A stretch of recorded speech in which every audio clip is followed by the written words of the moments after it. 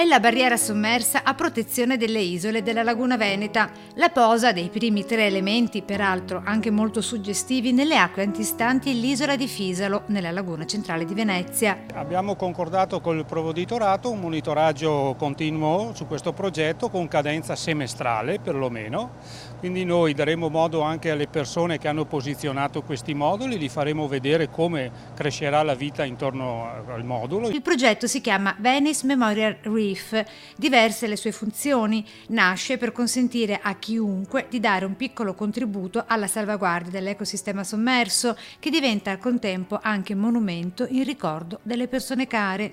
Il modo di celebrarlo così è vivere il lutto non come una cosa che si vive al momento in maniera intensa e poi magari lasciato a parte, dandogli una dimensione a parte, ma è un qualcosa che nel pensarlo ha comunque una continuazione. Un italiano e 2 americani, le prime persone che sono state ricordate così, con la posa delle targhe riportanti i rispettivi nomi. Si tratta del trevigiano Michele Pagos e degli statunitensi John Krugel e Harry Daly McCann. La breve cerimonia di saluto delle scorse ore alla presenza dei familiari delle 3 persone scomparse. It's very, very exciting for us. È un'emozione vedere finalmente la prima posa del Venice Memorial Reef. Speriamo che questo sia solo il primo passo per proseguire nella realizzazione di un'iniziativa tanto importante per tutti noi e per la tutela della città di Venezia.